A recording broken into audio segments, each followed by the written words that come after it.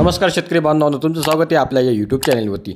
शेतकरी मित्रांनो, आज आपण निमॅटोड म्हणजे सूत्रकृमी याविषयी थोडक्यात माहिती पाहणार आहोत। शेतकरी मित्रांनो, मोठ्या प्रमाणात शेतकरी मित्र जे काही आहेत ते डाळिंब शेतीमध्ये किंवा पेरू शेतीमध्ये किंवा जे काही आपले वेगवेगळ्या प्रकारचे जे पिकं आहेत त्याच्यात निमॅटोडचा जास्तीत जास्त प्रादुर्भाव होतो। अशा पिकांमध्ये वेगवेगळ्या प्रकारचे अतिशय नामांकित कंपनीचे व अतिशय महाग जे काही प्रॉडक्ट आहेत ते सर्व वापरून तरी पण त्यांना अपेक्षित असा रिझल्ट मिळत नाही। शेतकरी मित्रांनो, आपला देखील पेरूचा प्लॉट आहे, त्यामध्ये निमॅटोडची समस्या आहे। त्यामुळे आपण त्याला व्हॉल्यूम प्राईम सारखे हाय मॉलिक्यूल असलेले प्रॉडक्ट वापरले तरी पण आपल्याला पाहिजे तसा रिझल्ट मिळालेला नाही। त्यामुळे शेतकरी मित्रांनो, आपण सूत्रकृमी किंवा निमॅटोडसाठी HS असा एक फॉर्म्युला तयार केलेला आहे। शेतकरी मित्रांनो, तुम्ही व्हिडिओमध्ये पाहू शकता की आपण झेंडूचे जे काही फुलं आहेत ते फुलं घेतलेले आहेत। अतिशय महत्त्वाचा विषय म्हणजे झेंडूचे जे काही रोप जे आपण पेरू ज्या प्लॉटमध्ये लावलेले होते त्यांचे जे फुलं आहेत, तर हे फुलं आपण 5 किलो फुलं घेतलेले आहेत। हे 50 लिटरचा 60 लिटरचा जो काही ड्रम आहे त्यासाठी 5 किलो फुलं घेतले ते आपण हाताच्या साहाय्याने तुम्ही व्हिडिओमध्ये पाहू शकता अशा प्रकारे आपण ते चुरून घेतलेले आहेत। शेतकरी मित्रांनो, झेंडूमध्ये असं काही रसायन आहे किंवा असा काही जो घटक आहे तो सूत्रकृमी कमी करण्याचं काम झेंडूमधील जे काही रसायन आहे ते करतो।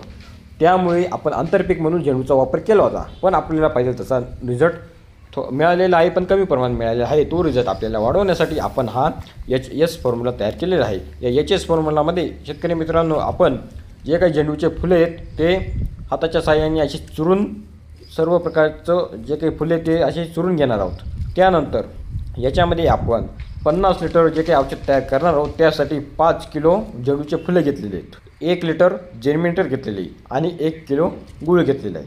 शेतकरी मित्रांनो, हे सर्व टाकून याच्यात आपण पाणी टाकणार आहोत। पाणी टाकल्यानंतर आपण वेळोवेळी त्याला ढवळणार आहोत। शेतकरी मित्रांनो, पाणी टाकल्यानंतर जे फुलं वरती येऊन लागतात व पाण्यात बुडत नाही, त्यामुळे आपण जे काही पहिले 2 दिवस आहेत त्या 2 दिवसात फक्त त्याच्यात 20 लिटर पाणी टाकणार आहोत।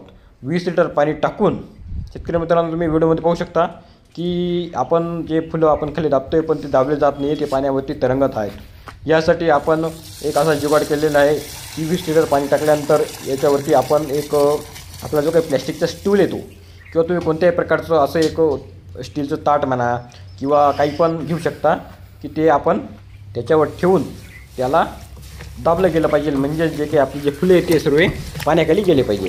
शेतकरी मित्रांनो, तुम्ही पाहू शकता आपण याच्यात 1 लिटर जर्मिनेटर टाकलेले। तसेच शेतकरी मित्रांनो, हे जे द्रावण आहे ते कमीत कमी 8 ते 10 दिवसात तयार होणार आहे। 8 ते 10 दिवसात तयार झाल्यानंतर ते तुम्ही व्यवस्थित स्वच्छ फडकाने गाळून व वेंचुरीच्या साहाय्याने सोडू शकता। तसेच तुम्ही स्लरी किंवा जीवामृत टाकत असाल त्याच्यात पण टाकल्यावर तरी चालेल। शेतकरी मित्रांनो, याच्यात तुम्ही दशपर्णी अर्क देखील ॲड करू शकता।